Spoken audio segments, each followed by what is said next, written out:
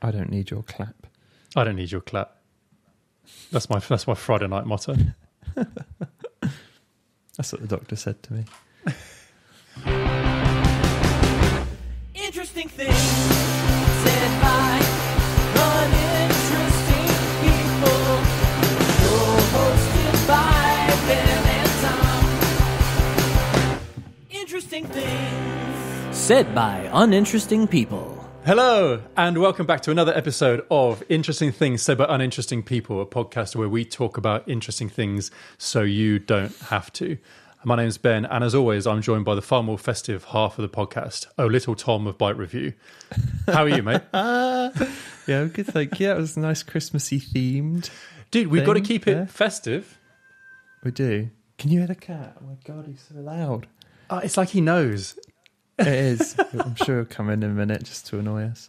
Yeah, man, I'm good. How are you?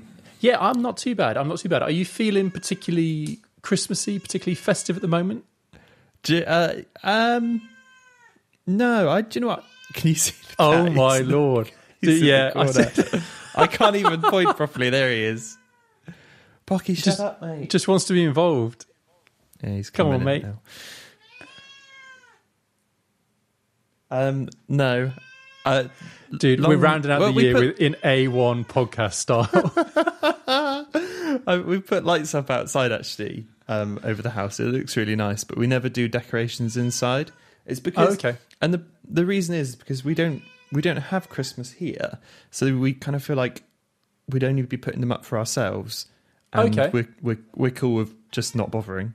Yeah, no, that's fair enough. I suppose this year... How about you? We have a tree. We have a little tree up. Yeah. I think we kind of needed a little bit of Christmas spirit in the house, I guess. Cheer. This year. I know what you mean. You would never go massively overboard. But yeah, No. man, we got the tree up. We've got the same little fairy that I made about 5 years ago. I was going to say, I was thinking that was going to sound like I was going to say I was when I was a child then, but no, I was a fully grown adult when I made this cardboard fairy. But we've used the same one for the last few years or so. Made it at arts and crafts school when I was 30. When I was, when I was a fully grown man. No, dude, I don't know, man. I don't know how to feel about Christmas this year, to be honest, because on the one hand, I feel like I really need it. And on the other hand, I feel like I can't be bothered with it because of everything that's, with everything else that's going on.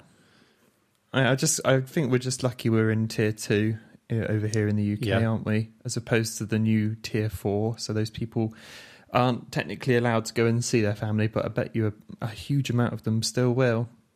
Yeah. And I don't blame them in a way. Yeah, no, fair enough. I don't know where I fall on the fence of that one, but that'll be a very hard pill to swallow. Yeah. I think, I mean, again, not to get immediately sort of political or criticising the way we've handled this or anything like that, but it is even more difficult because of it being announced within the last handful of days. You know, if it had been at the start of December, everyone went, hey, heads up, guys, Christmas is really going to suck this year. This is how it's going to be. Right. I think people would have maybe handled that better, maybe. Yeah. But maybe. Yeah, dude, to sort of say, it's all going to be fine. We have 5 days where you can just do what you like and all the rest of it. And then to say, no, doors are shut. I mean, that's... Oof. It must be awful. I mean, like we said, we don't want to get political, but I can't imagine those conversations are much fun to have at number 10. No, but man. They're like, oh, this is awful. But if we don't shut, then this many more people will die. What do you want to do? Like, obviously I don't want anyone to die, so... Sure, yeah. I mean, I don't have any basis for this, but it's an interesting thing if it's true.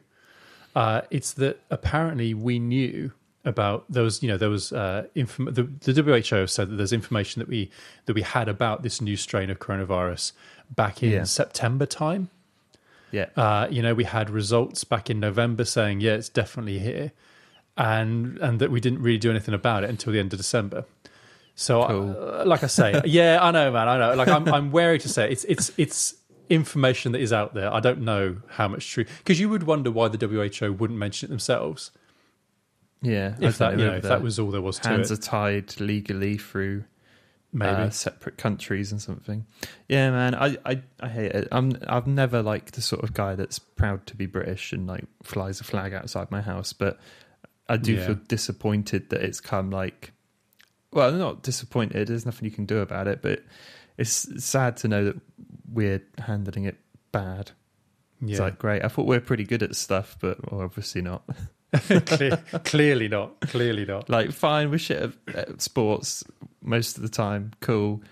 But stuff like this, you think, oh yeah, they've got it under control, but nah. Yeah. Oh man, well. it's going to be an interesting. Let's not. It's horrible, look, isn't it? We could spend a whole hour talking about various different things that are going on. It's the new weather, isn't it? Yeah, exactly. It is. It's replaced really the weather. Yeah. So this virus, eh? Yeah. Oh bloody hell, yeah. Mate, we've got some cool stuff to talk about. We do. No spoilers for later on in the episode, but there's video games, there's books. Mate, it's all your pop culture needs, and some would say too much pop culture. Tom, there's a little throw some forward to some discussion from later on, explained in detail in front of your eyes, just in case you don't with get reference notes. Dude, we've got a couple of sort of Twitter related things that I know we talked about this a little bit briefly, but I thought it's worth mentioning those art thieving bots on the podcast. Were incredible. Because that's, I mean, okay, so I guess we'll lay out what it is. Give the overview, yeah. So there are on this is a thing that I didn't even know existed on Twitter. Basically, a lot of artists, graphic designers and the like are saying, please don't tell me you want my work on a t-shirt. Because, you sometimes see people on Facebook, on all social media going, oh, I really wish I could have this on a t-shirt. Apparently, it's really bad because there are bots that will pick up, that are searching for people saying this. And then they kind of scrape the image from the website and upload it to an on-demand t-shirt making site. There are loads of different on-demand, like Redbubble sort of thing. Yeah, that's the one. Where anyone really can upload their artwork and sell it as a t-shirt. You don't have to make the t-shirts yourself. And it's not really clear. I don't know. I couldn't find out whether these bots are owned by some of these sites or whether the bots are just owned by someone else who's then using these sites to use it. So I don't know. But it's incredible. So people would say, like, you say it 1 minute, I'd like to see this on a t-shirt, and then 20 minutes later, it's available to buy. So what people started doing is baiting these bots with it's incredible, isn't it? It's really cool. Like images like that just say flat out, this website steals art, don't buy a fucking thing from them, and then 20 minutes and then telling their followers saying, oh, please can you ask me about this, ask me to have this on a t-shirt. And then it shows up. But I think my favourites, buy that t-shirt. My favourites is that it's kind of progressed on now to people having the copyright infringement summoning circle, where it's just images of like McDonald's logo, like Amazon's logo, Disney logo. So these logos are appearing on these t-shirts, and then people report them for copyright infringement. Which is so smart. I mean, it's just unreal. But I mean, how can that even happen, man? I didn't have a clue that this was something that went on. But isn't it just mental? It must, people that can design, because obviously those bots have been designed to do that. What makes it incredible for me is that a bot will be smart enough to scrape the image effectively, upload it to these websites, and then to go through all the listing. There must be some human help in there somewhere. You'd think, man, there has to be. Well, maybe there's not. I don't know. I'm not very good at that sort of thing. I don't know. Isn't it? I imagine there is a script that could do it. I mean, it does kind of make you wonder what's coming next with bloody technology, mate, isn't it? God, this bloody technology. Need to get it out of our lives. Dude, because that was the other thing that I know. I think I sent you a link to what Twitter have started doing. I think they've only started doing it for some users now, where they're encouraging people to just be nice to each other. Yeah, I saw. Yeah, it's like you've got the same interests. Are you sure you don't have something in common you can chat about? It's so weird. It's like, I suppose it's if you start typing out some shitty, hey, you don't know what you're fucking talking about to someone you don't know. It will go like, oh, hey, don't forget you and Tom both like dogs. You both watch this movie. It's a bit weird actually when you think about it. Is it weird that we need that? Or is it just not surprising? I don't know. I don't know where I fall on that. I like the idea of trying to build a more like friendly community, but maybe it says more about the individual person, doesn't it? Than I don't know. What sort of stuff you've been typing, Ben, that makes it pop up with that? I don't know. We'll do. Yeah, no. No, not me. Definitely not me. I've never had to see anything like this. I don't know, man. One day it will just be that Twitter writes out the messages for you. It won't even. Yeah, it'll be the day that Twitter realizes it doesn't need human users. Yeah, and it's better off for it. Sorry, no more logging in. Yeah, mate. Speaking of technology and unexplained items taking over our lives. Yeah. What about those bloody monoliths, mate? What about those? This is. I guess it's old news now. I actually heard about it on another podcast, and there's these. I don't know if you've seen it. If you just type monolith into Google, it will show up with these like alien air quotes monoliths appearing out of nowhere in various places all over the country or all over the world. Sorry, and it's just it's like a steel box. It's quite tall. And that's the thing, mate. It's not even gargantuan. It's just quite tall. Yeah, mate. Do you know what I think they should have? And people are just freaking out about it because they appear overnight. Obviously, I imagine someone's putting them up when no one's around, very early in the morning or very late at night, or it's aliens and one of the two. One or the other. And people are obviously like, "Oh, what the hell is going on?" All this sort of thing. Mate, I really think they should have one-upped it. And they should have put a little speaker in there that just goes like, so something like that, just to really up the ante. I don't know about you. What do you think of the monoliths, Ben? Dude, I think if instead of like some kind of otherworldly noise, I think it should have been.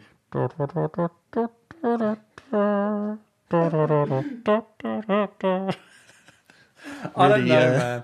I think it's right. Okay, so the reason I think it's missed, it's sort of been a swing and a miss for me, is that it's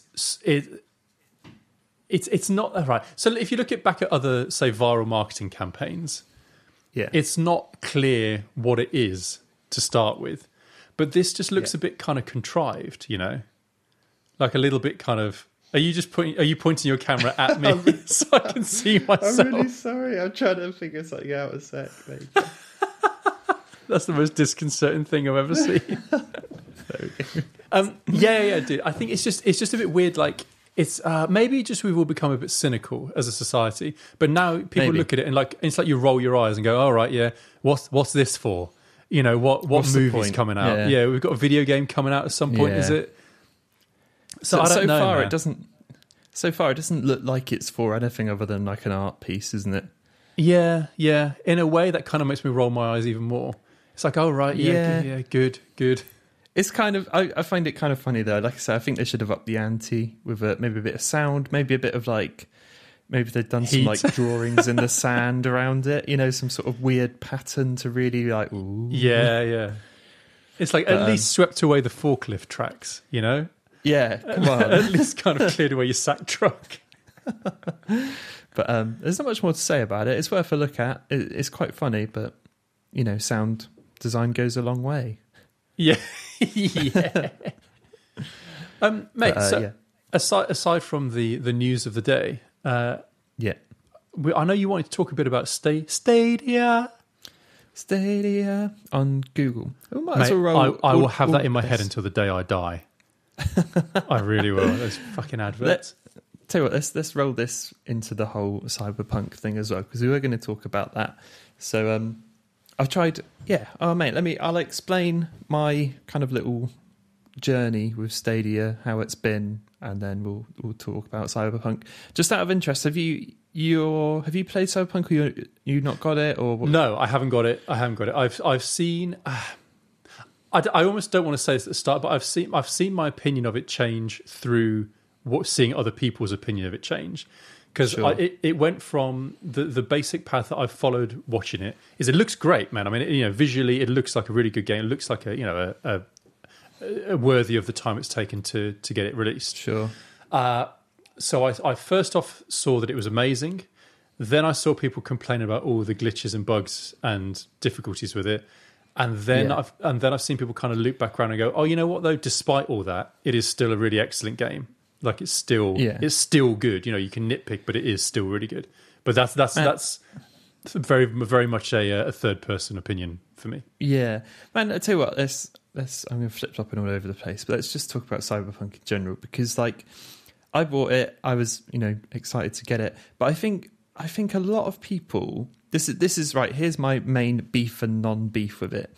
A lot of people kind of expected the game to be like the second coming. You know, they were like, "This is going to be incredible, a game changer, really blow your mind." And I saw a lot of people pick it up who aren't traditional RPG fans and don't. You know, this is an RPG game. This isn't. I think a lot of people saw it and it looked a bit like GTA in the future and thought. Yeah, this is going to be GTA in the future. It's really not. It's similar because it's an open world, but that's pretty much where the similarities end.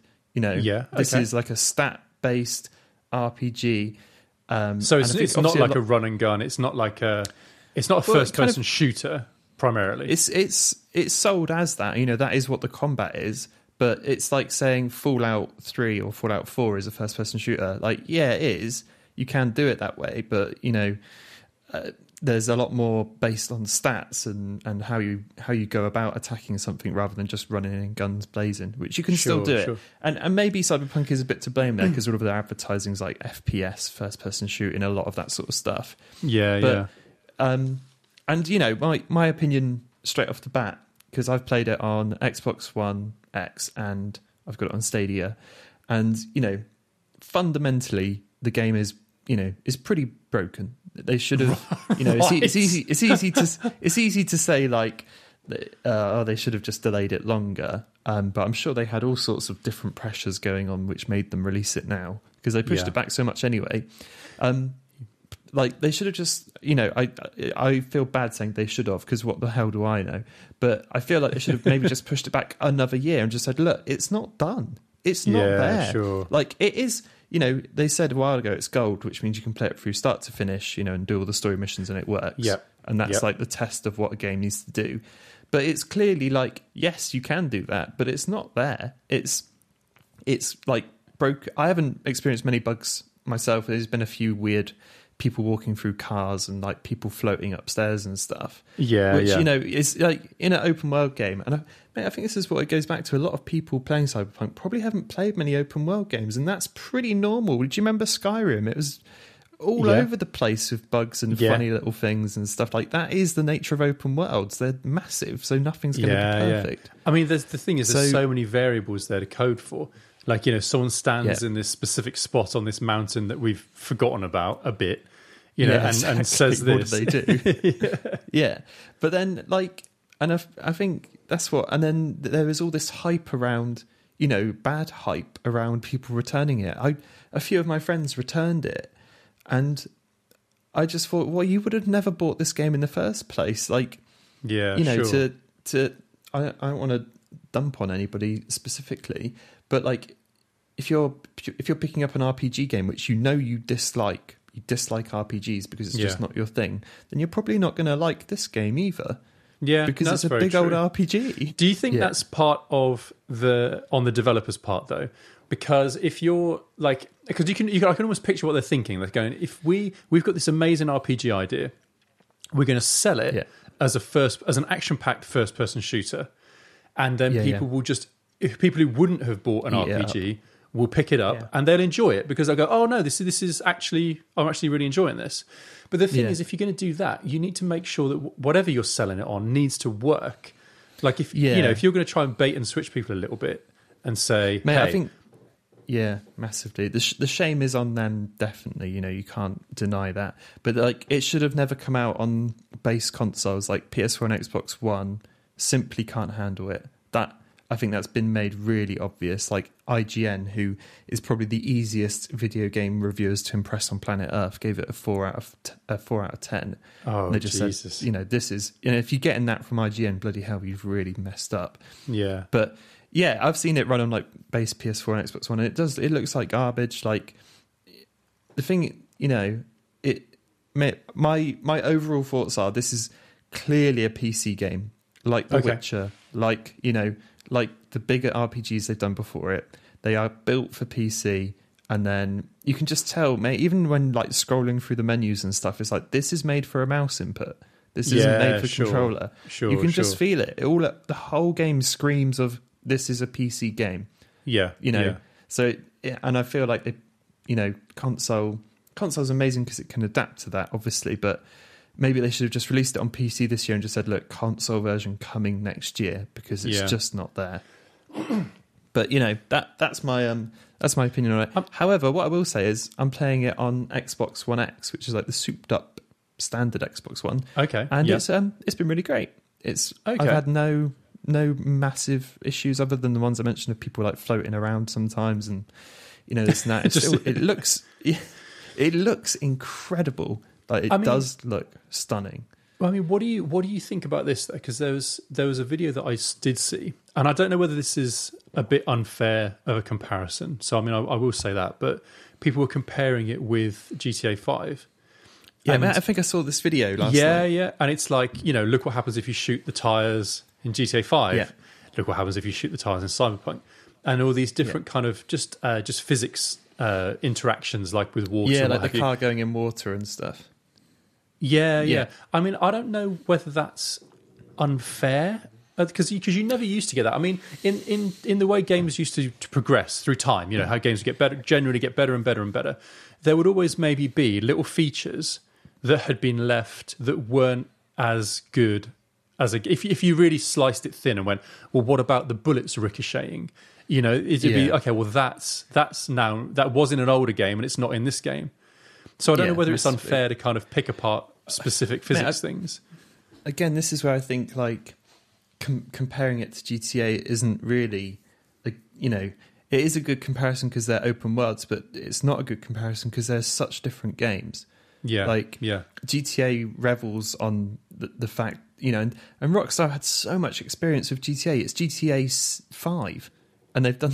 Yeah, it's been out since 2013.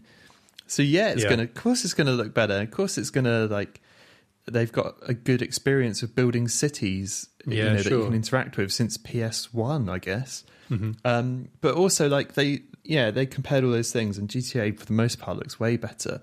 But then there are some parts, like in Cyberpunk, when you pick up like a new gun, they check it out and it looks incredible. The detail, like the kind of pocket, they're looking, you can see the ammo and all that sort of stuff.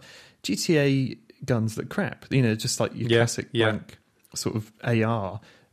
So there's, they're selective comparisons, but I do get it. But then, mate, again, that's why I think, people comparing those two games probably have always loved GTA because exactly of, that sort of game. And this is an RPG. I'm not trying to defend Cyberpunk because, like I said, I really think it shouldn't have come out. I really think they should have spent another year because you can. I would always rather wait for a game and for it to be really genuinely good rather than released buggy and unplayable. So no, absolutely. Again, and I guess the thing is as well is that when you're, I guess when you're developing games, you can't constantly be looking at other games that are coming out because you constantly moving your own goalposts. You'd never get anything finished if all of a sudden you went, oh well, this new game has this feature, we should probably put that in as well. Yeah, I guess you'd never get anywhere. And like that, Cyberpunk is so heavily stylized. It is a Cyberpunk style, so it's Blade Runner. If you walk through, there's a place called like Japantown. If you walk through there, just the sights are incredible. You don't get anything like that in GTA. And also, like GTA, as far as it is based in reality. You can grab something from. You look at whatever it's based on. Is it California or something, or LA? Is it based on? Yeah. You can look down the street and go, right, that's what the street looks like, build it. You can't do that with Cyberpunk. You've got to think about what it could look like and what people would be like in those situations. So there's like I say, I'm not trying to defend Cyberpunk. I'm just saying it's a weird comparison. Yeah.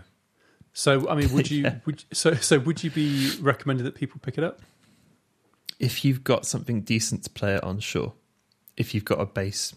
If you've got like a PC that might be a bit battered now, probably not. Or if you've got an Xbox One or PS4, I'd give it a miss unless you've got a PS4 Pro or an Xbox One X or like a PS5. if anyone can even get those at the moment. Yeah, fair enough. I mean, dude, what's it like playing on Stadia?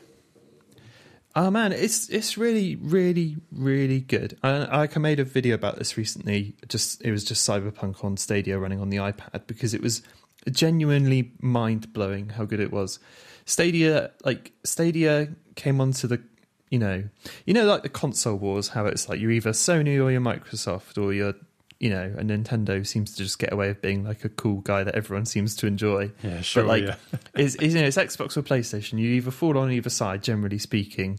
And I dislike that. Always have done. Like, just buy the console you want to play the games on. Yeah. Just decide through games, not through the actual console. But that's rich coming from me, because I've got them all. There's all this adult money, mate. I don't know what to do. I know, with it. Right? Yeah. No, so when there's such rivalry in the console, when a newcomer comes to the thing, like Stadia was a newcomer, everyone is instant to shit on it, because everybody's shitting on it. Then it's not like half of the people. It's like, nah, it's crap. All the PC players are like, nah, rubbish. Why'd you get that? And all the Xbox ones are like, no, xCloud stream's coming soon. Why bother? And PS4 is just like, no, why? So it got shit on a lot. And then it doesn't have many games, Stadia, to be fair. And I think the pricing model of it's strange too, because you've got to pay monthly anyway if you want it in 4K, but then you've also got to buy the games too. So we're so used to having like a Netflix thing where you pay monthly and you just get whatever, but you don't. You pay monthly, then you pay 50 quid for the game. So unless you play it in 1080, then it is free monthly and you just buy the games. But it feels a bit mean. I think if you want the actual experience of Stadia, you should probably pay for it monthly. Yeah. Anyway, yeah, mate. I think Stadia finally has its like killer app. Cyberpunk, as long as your internet connection is stable, it's like running it on the most souped up PC you can imagine, beamed straight to your, and it just looks incredible. Like when I was playing it on my iPad, which you can connect a controller to now, which is awesome. It was unbelievable. I wish I wasn't so far in on my Xbox, because I would legitimately play it there, but it's too late now. I'm 14 hours in. I'm not starting again. Yeah, sure. But incredible. Like it dips if your connection goes up and down a little bit, but otherwise it's it really is everything Stadia finally promised. No loading or very short loading times. No installing, no updating, because they update it at HQ and it's updated for everybody. No weird, you can play it anywhere. You don't have to worry about having a console. You can even play it without a controller. You can use like touch screen. Jesus, it is dreadful with touch screen. No. It is dreadful, but it's playable. Like if you just wanted to log on and collect like your daily earnings or something, totally possible. Yeah. You just want to like check your inventory and move some stuff around, fine. Fair so enough. it's cool. It's cool in that regard. And like I said, it finally lets Stadia be what it promised to be. You know, incredible graphics, incredible this, and completely, as long as you've got a screen and some form of controller, you can play it. So that's pretty incredible. Oh, nice. But mate, funnily enough, you know what you're saying about your printer and the wireless signal needing to be separated. Oh man, yes. Yeah. I had exactly the same thing with Stadia. I couldn't get it to... my internet speed was running fine, but when I'd load up Stadia to make this video, mate, I was really crushing, because I was making this video the second it came out. It dropped on... Stadia came out at 2 p.m. UK time on last Wednesday. And I had a friend help me, if he's listening, thank you very much, to sort all that sort of stuff out. So I was pretty much ready to go, like, straight off the bat. But then it was delayed a little bit in the UK, and then I had this wireless problem, so it just wouldn't, it was just running really badly, but my iPad was still getting, like, a good signal. Like, it was running, 60 megabits per second of internet. Sure. And it turned out that I had to split my, after a huge amount of, back and forth and sorting things out and then testing things and typing stuff into Google, that my Wi-Fi had to be split between 2.4 gigahertz and 5 gigahertz. And then I had to connect the iPad to the 5 gigahertz one, and then it ran fine. Oh, and that was it. And it was so convoluted. I was just like, any normal person would have given up. I did give up at one point, and then I thought, it's one last thing. I'll try this one last thing. I'll work through the tears. Yeah, and it finally worked. Mate, the thing is, this video was like ready. I had bits of script missing because I just needed to fill in what it was actually like to play. Yeah. Record it, record the gameplay. You know, it's like an hour off getting it done. Oh, man. So luckily, you know, I think it was about 9:00 p.m. Bear in mind, it went live at 2 p.m. That I finally got it to work. Oh my God. You know, I threw away my entire best part of the day and the evening trying to get it sorted, but I'm glad I did because the video's done all right. Yeah. So all God. about that engagement, mate. Just think of the sweet engagement. If you do all that and then it doesn't do well, it's like, I'm really going to shoot myself in a second. Yeah. See, man, I think it did do well. I wonder if that's a sign that I'm getting older, because I'm starting my opinion on like the balance between tech working really well and tech being easy to use is switching, and I'm starting to feel like people should have more of an eye on making things more user friendly. Do you know what I mean? It should be primary goal is to make this straightforward to use.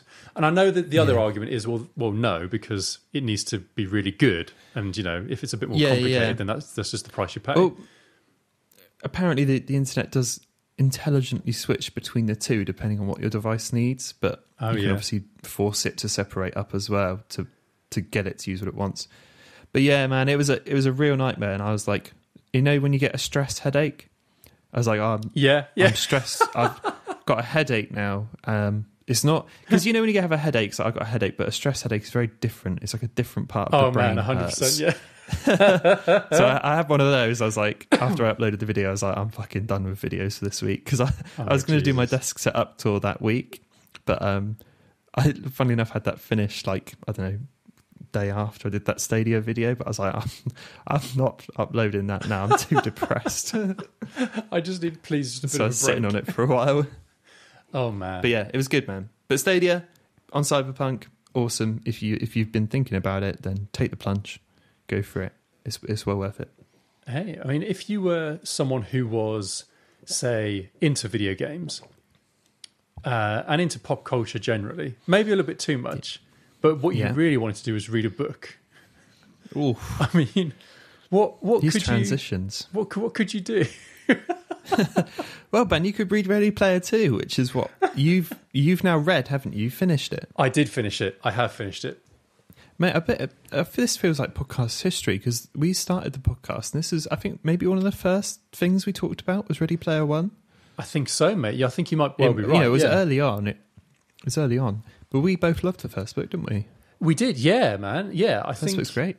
The first book's fantastic. So, I mean, just real quick for people who have no idea what this is about. It's basically it's a kind of a sci-fi story where there is a massive internet-style virtual reality thing that everyone in the world logs into every day, and they spend most of their lives in this thing, where it's basically like one big video game. Everyone's recreated.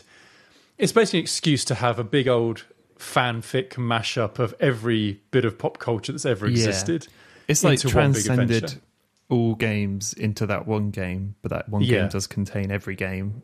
If that makes sense. Yeah. But also movies and books and recreations of historical events and everything, you know.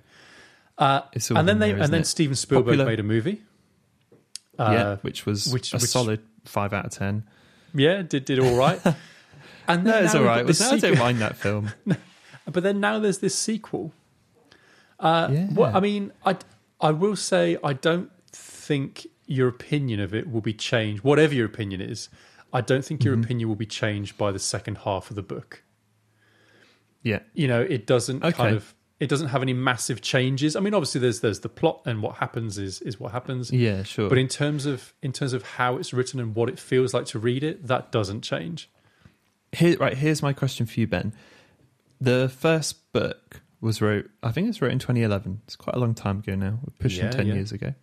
So that book ends with an end, doesn't it? Pretty much. The book, you know, metaphorically and physically, the book closes, and that is the end of that. Then the film came out. Do you think the second book came from a whiff of how nicely that film did? Yes. Oh, 100%. Yeah. Yep. Yes. Yes. 100%. Do you think like, oh, this has got trilogy vibes to it? Well, I don't think it has trilogy vibes. I think it definitely has cash-in sequel vibes. Sure. Yeah, but who knows, mate? Because I would never have said that you could have a sequel to the first one after the first one came out. I don't think there'll be a third one, but who knows? You don't know, mate. What was your overall feelings on the book? You've read it. I'm halfway in. Okay, so no, with no spoilers whatsoever. I mean, if someone is familiar with the first film or with the first book and wants to read the second one, I don't think there's much to spoil.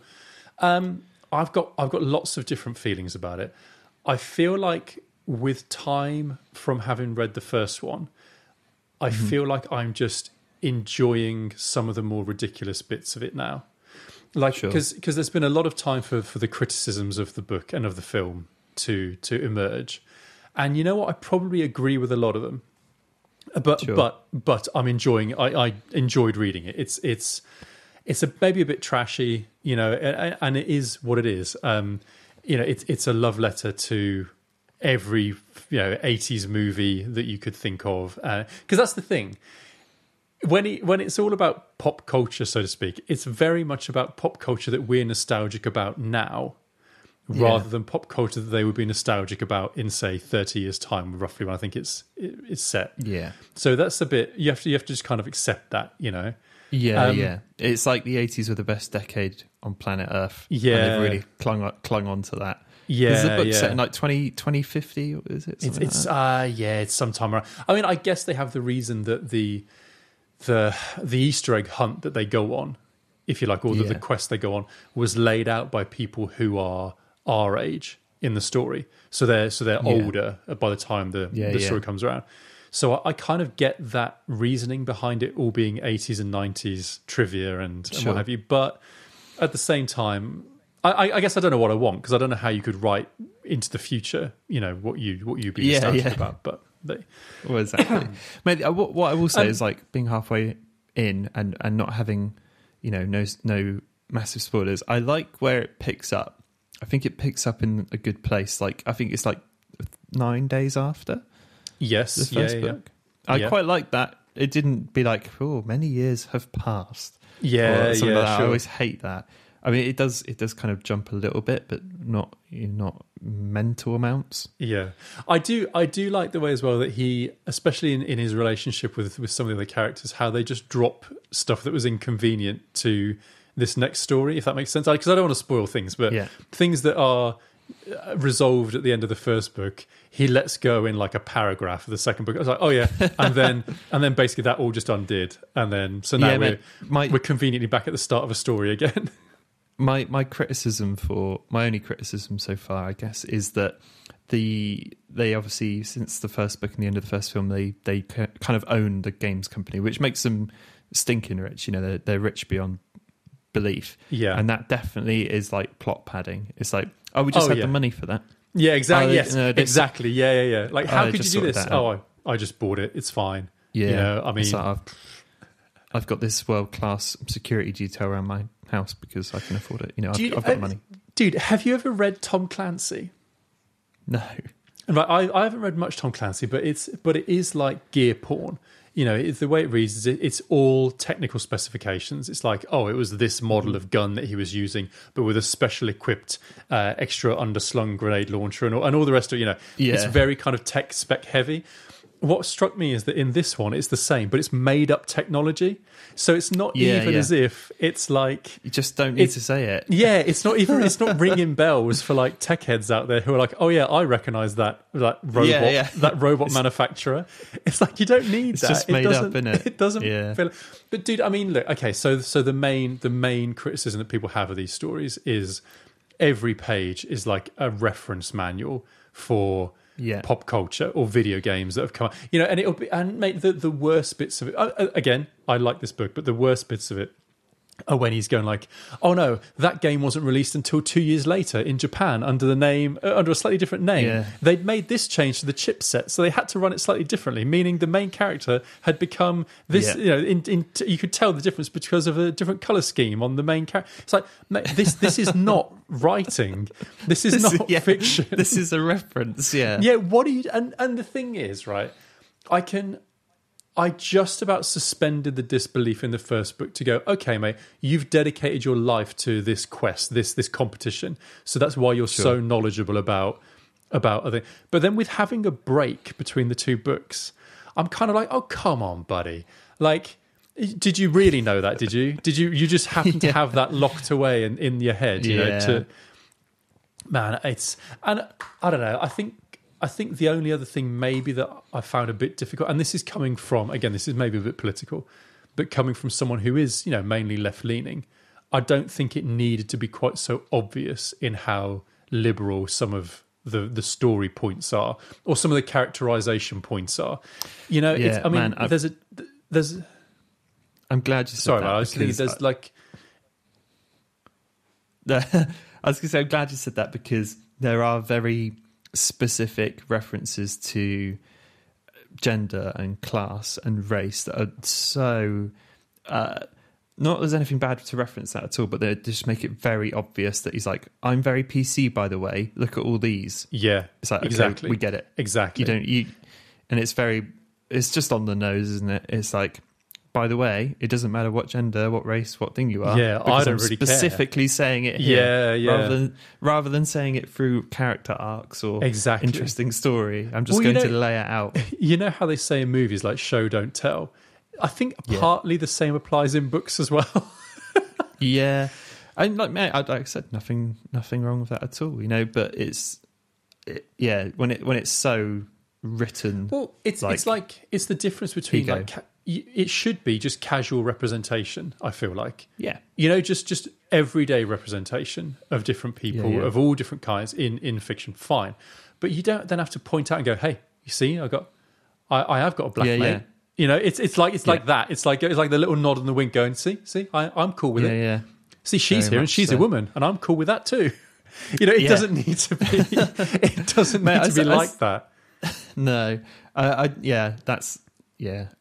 It's always a tricky subject, isn't it? But it was super on the nose. And I think sometimes I wonder if it does more bad than good to lay it out that way.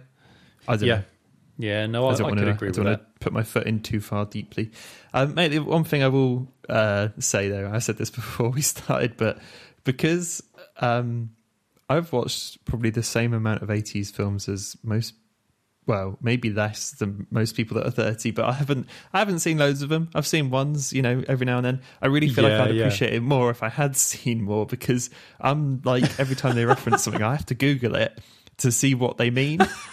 So this looks like Ferris Bueller's Day Off. I've seen that film, but I can't remember it I can't remember exactly like with what a his photographic penthouse memory apartment was like. Yeah. I can't remember it's like, I think one time they referenced The Legend of Billie Jean as a film. It's like, oh yeah, she's wearing the same top she is. I'm like, what? I've got no idea what that is. Let me just Google it. Oh, and it was nothing what I thought it looked like, and it really, and it really shatters like your. Yeah. Dude, we watched a Harry Potter last night, and when you read a book like Harry Potter, you've got such a mental image of how those things look, and then when you see it on film, you're like, no, that is not what I pictured at all. That's exactly what I thought with the Legend of Billie Jean. Apparently. A film I've never seen. No, a film I've never seen. But it's such a shame because it could be such just a good fun romp through, but it's like he can't let it just be that.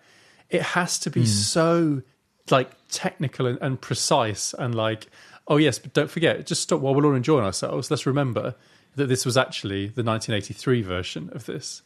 It's like, come on, man. I'm just going to pause the enjoyment now, just so we can. Or even like someone made a really good point. I was reading a few reviews of it, and someone was like, if you just leave out the hand holding, so just leave. If you want to fill it with references to different things, just leave it in, but don't tell people, because half the fun is not, with Easter eggs in video games, for example, if you find a guy with a bullwhip who's fallen out of a fridge near a nuclear explosion, you want to go, oh, that's like that Indiana Jones film. You don't want a big sign next to it going, this is like that Indiana Jones film. So just leave the references in there, but leave them for people to find and be like, that number's the same number as this was, These people were fighting on the street, just like the Street Fighter games. Yeah. Yeah. No. Well, I feel like I'm levelling a lot of criticism out because I really enjoyed the first book, like, a lot. Yeah, and, the second one so far, like I say, I'm pretty much bang on halfway in. I'm enjoying. It's not as good as the first one, but I think maybe that's because we already know the world now. Yeah, sure. I think he definitely used all of his A ideas in the first one. That's for sure. Like there's he's onto the B team of references now. Fair enough. Yeah, but hey, it's worth a go. Well, Ben, as someone who's read it, do you think would you say, if you've read the first one, do you think you should read the second one? If you've read the first one... Oh, that's not a good... Then, well, no, okay, so what I'd say is, if you've read the first one, read the second one, but you have to go into it expecting it, just as an observer. Go into the second one as an observer. That's what I would say. Go into it knowing, like, oh, right, yeah, here we go again. Yeah, here we go. Oh, that's fine. If you can embrace what it is, then yeah, absolutely read the second one, because some bits of it are kind of cool ideas. But I mean, I really am skirting with spoilers here, especially because if I know you haven't finished it. But it does feel like a few of the sci-fi ideas in it have been trod better elsewhere. Sure, but yeah, there isn't really an idea in it that is new enough for me to go, oh, that's a really cool idea. But that's all I'll say. I don't want to even get close to spoiling anything here. Cool, fair enough. Well, there's our review of Ready Player 2. Expertly reviewed. Mate, there is one last thing that I wanted to talk about before we wrap up. And it is a kind of a Ben's rec. But I don't know whether you would have seen it. I don't know how well it did when it first came out. Now, it's a series that I heard about on another podcast, unashamedly repeating it here. It's a series called Detectorists. Right. I don't know if you've ever seen it. It's written and made by Mackenzie Crook, who is Gareth from the UK Office. The guy with the bowl cut. Okay, it's him. And is in Pirates of the Caribbean. He's obviously done lots of other stuff as well. It's really good. It's really good. So there's 3 series of it and a Christmas special, and it finishes. It wraps up, and it's just about metal detectorists, not metal detectors, because that's the kit. Right, as they keep saying. I think I may have. Is it quite old? It was from 2015. It started, so it's. I'm sure I've seen 5 bits years of it. ago. Does he live in like a really small town or something? Yeah, that's it. Yeah, it's very rural. Mate, I genuinely would recommend it. I think if you enjoyed The Office, it's got that same kind of. It's not necessarily full of jokes. It's just laughing at life. It's laughing at characters. Yeah. It's very much a comedy, but it's not kind of joke. Yeah, sure. Mate, it's just a good, easy watch. Yeah, man. I mean, we've started watching it through. I think we're into the second series now. Sure. And there's no sort of high tension to it. You're never worried about, oh God, what's going to happen in the next episode. Yeah. I don't know what to say, man. It's just a really good watch. If you're looking for something to watch, the episodes are about half an hour long. There's only I'd say 3 series and a Christmas special. I would recommend it. I think it's on BBC awesome. iPlayer. It's probably available elsewhere around the world, I'd imagine. But yeah, fair enough, mate. To also throw in a rec. It's not really a rec. I saw a big old, which I'm not going to say. I saw a big old spoiler for The Mandalorian the other day, and I haven't watched The Mandalorian. I tried the first episode, and I just thought, do you know what? It's probably not for me. I saw this spoiler, and I was like, wow, now I really have to watch it because I want to know the context of that. You see, I'm in exactly the same position. Yeah. Yeah, mate. So I've smashed through season 1 over the past couple of days. Watched the first episode of season 2 this morning. And do you know what? It just goes to show you sometimes you really do just need to give it a chance, because I'm really enjoying it now. Okay, that's good to hear, man. Because cool. I am about I'm teetering on the edge of my Disney Plus subscription now. Mainly because, I mean, we've got 100 different Star Wars TV shows have been announced. 100 more Marvel TV shows have been announced. And it's like... they're all over. I would say I'm a fan, but that is what it's taken for me to consider getting Disney Plus, if that makes sense. So I'm not enough of a fan to get it just for one episode of one series. Sure. But if there's going to be that much just stuff to watch, I think it's suddenly become very valuable, much more worth it, I think. Definitely. Now, I've got to, very quickly, because I know we're at the end, but a couple of thoughts on it. I really love the fact, my main love of it is it doesn't feel like Star Wars. It feels like it could be any sort of show. Not any sort of show. It doesn't lean heavily on anything that's come before it. You know, there's references to things and like this and that, but it's very much his show. He's doing his thing. We're along for the ride, which is cool. But the only thing I dislike about it, and this is like an opinion I saw online through like a guy called Robot Head, which I'm sure you've seen some of his videos where he picks apart Star Wars. They seem to have no, despite, I think it's set like 6 years after the Return of the Jedi or something. Yeah. Something like that. Everyone seems to have very little knowledge of Jedi or the Force or anything like that. You know, it's always very mysterious when it comes up. Everyone's like, "Oh, I've heard of this from Legends." Like, what do you mean? It happened 5 years ago. It's literally happened 5 years ago. Like, it's probably the biggest news in your lifetime. You know, so like I always find that weird. And like the Jedi Order's obviously a big deal. You know, it had a big presence, and pretty much everyone knew what they were. Yeah, so when it comes up with anything around the Force, they're like, "Ooh, dirty wizardry, trickery. I've heard about this in eons past." It's like, no. That's the only thing I don't like about it. Otherwise, it's been really great. Okay, well, we can forgive that, I guess. Yeah, but no, it's I would say it's worth a watch. Get through that first episode, and it starts getting really good. Hey, crack and you might even like the first episode. I just thought, no, not for me. No. Oh, well, but there's a nice. Sorry, one last thing. One last thing I do really like about it is there's, you know, like in Star Wars, like blasters and guns always seem really like pathetic and weak and like, they get deflected. Someone gets shot by it. It's never a big deal. Or, you know, like people just fall over. I feel like they've done service to the guns now. The guns are like feel weighty. You know, when they hit people, it really slaps them hard. You know, there's a lot of, I think it's because it's based on westerns and like gunslinging and stuff like that. But they give the guns a bit more I think vital. They needed. Yeah, there's smashing through walls and blowing stuff up. It seems a bit more like guns are still a good way to kill people apparently. But yeah, that's man, it. I'm looking forward to getting into it. I'll get it. I'll crack on. All right, mate. Well, I guess that's it for not only this episode but for 2020. Yeah. Oh yeah. We get to say goodbye to the worst year on record. Hey, 2021 might be worse. Let's not write it off yet.